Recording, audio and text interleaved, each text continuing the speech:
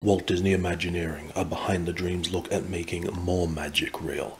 Published in 2010 as a sequel to the 1996 Walt Disney Imagineering book, which I have reviewed previously. You don't need to be familiar with that book to enjoy this one or have even watched my review, but it might be helpful as I will reference it a few times. The most important thing to clear up straight away is the confusion I've seen people express wondering if this 2010 book is an update of the 1996 version. No, it's volume 2. It continues the spirit of the first book, but completely all new content. This confusion is very understandable though. I've seen online listings and databases that confuse them, and it's all probably because they both have the exact same title and almost identical subtitles too, except the word "the" has been replaced with "more." So yeah, a very foolish choice of title, but the point is they are two different books, and if you like one, you'll almost certainly want to get the other as well. The other super important thing I want to establish is exactly what kind of book this is and what you should expect to get out of it. You need to think of this as a sort of art or photo book where the images are the main event. The text is here really only for context and to provide structure for the presentation of the images. So if you come to this book expecting abundant or even good text and information, you're going to be disappointed, because the text is incredibly poor, to the point of being a worthless waste of space and time.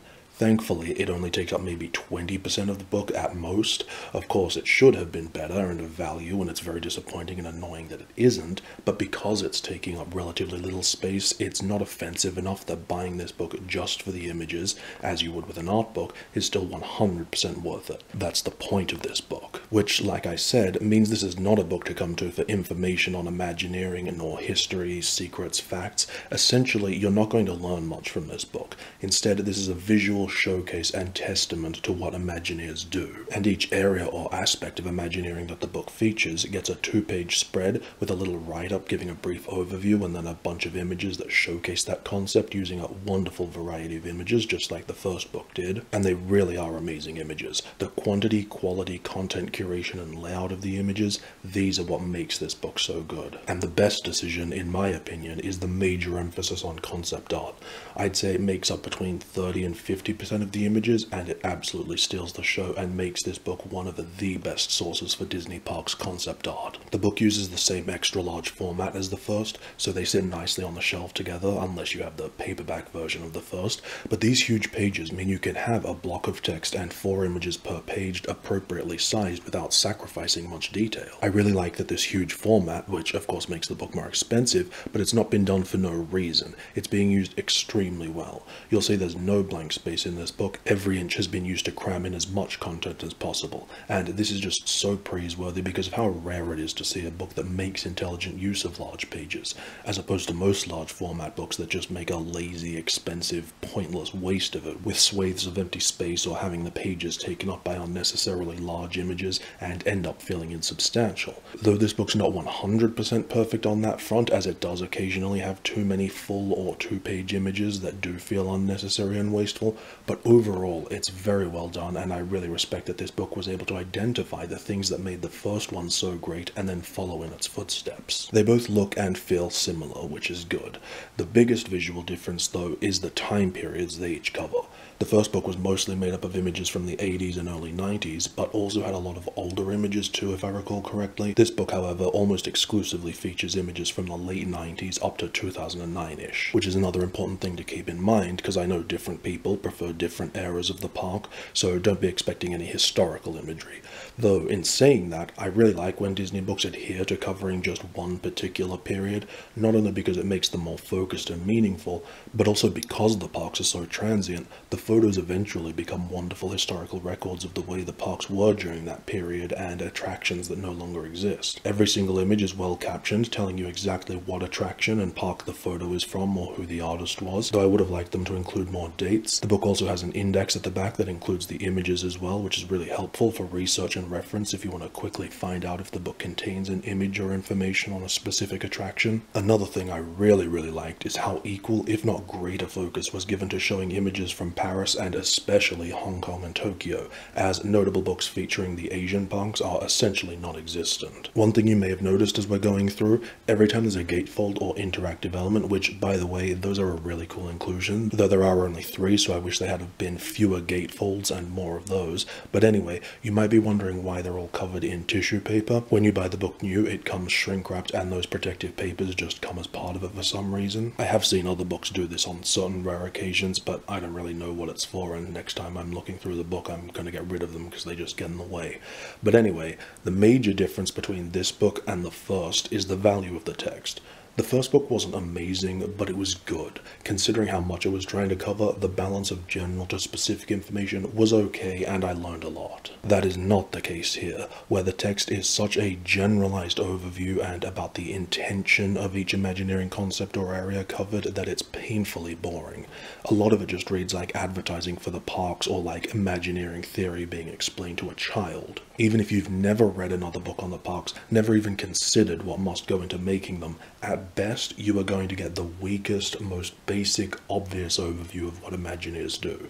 The images are providing specific visual examples of the concept described, but there's next to no insight into specific hows or whys. Instead, it mostly just describes the attraction, and so the whole book reads like a commercial advertising the parks. It uses that sort of distractingly phony and super cheesy language. I know that's kind of part of the brand and unfortunately a defining feature of most Disney park books, but usually there's at least some attempt to balance that out with genuinely interesting reading. But in this case, there's almost no respite from having to endure what reads like a shallow, cheesy, self-congratulatory 200-page brochure, which is especially tiring when it's being done at the expense of including anything of substance and makes it hard to take the book seriously.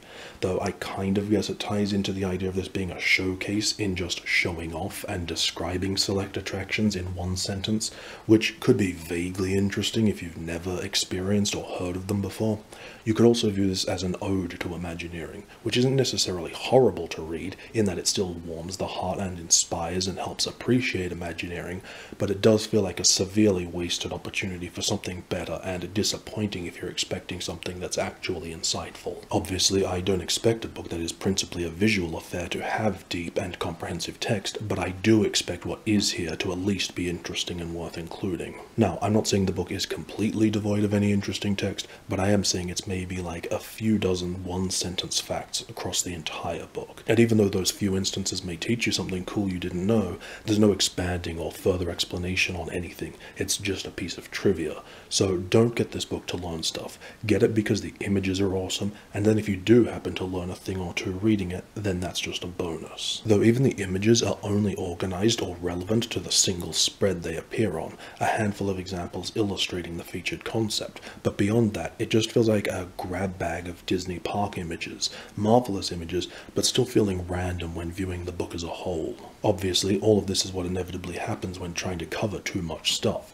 Even though I love that the book tries to be somewhat focused on a specific time period, but it's still not manageable enough. It's still biting off more than it can chew, and when that's the case, you lose specificity and detail, and there's no chance for deeper interest or a meaningful experience. And so it becomes hard for this book to justify its value and contribution to your Disney library beyond look at the pretty pictures, which again, that's a totally valid reason, the reason in fact to enjoy the book. That's what it's about, that's why I still like it. But even so, conceptually, it's not a very good idea for a meaningful book due to how broad and shallow it is. It's not the go-to book on anything, and it doesn't feel whole on its own. And speaking of its lack of solid identity, despite my claims from earlier, and the book's claims too, about how this is all new content and how respectful it is in following the footsteps of the first, there is far too much retread of the exact same concepts already discussed in the first book, just told in a different way, and it's the exact same surface-level Imagineering 101 that has been covered and recovered in every book on the parks. But again, this isn't what the book is about. It's about the images.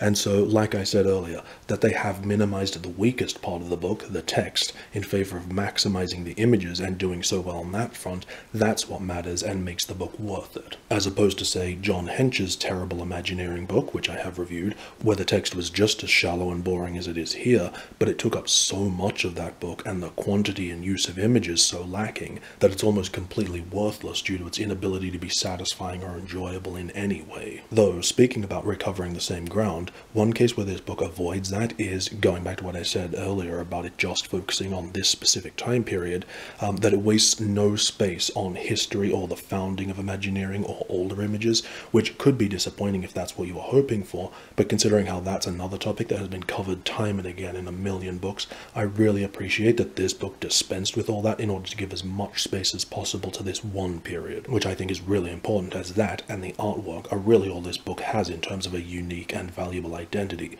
Whether that's enough, or whether this is just another big beautiful Disney book, or whether that even matters, will all vary from person to person. Now, if we were talking about a book on pretty much any other pop culture related subject, this lack of meaningful identity in spreading itself too thin and the failure of the text as a blatantly squandered opportunity to give actual insight into one of the most unique, coolest jobs that exist, that would be a lot more ire-inducing were it not for the fact that we are talking about the Disney parks, a subject on which literally hundreds and hundreds of books have been published, which is a double-edged sword, because on the one hand, there are so many that it often feels like, haven't we basically seen all this before? Which is why I'm stressing this point of the book's need for a more focused, meaningful identity, because otherwise all the books end up feeling the same. But on the other hand, because there are so many, whatever specific or general area it is you're interested in, there is probably a book out there that has far better text covering it. But rather than just foregoing this book entirely in favor of another, what you may want to do instead is pair it with something else. Because mostly the way it works is that the unofficial Disney park books,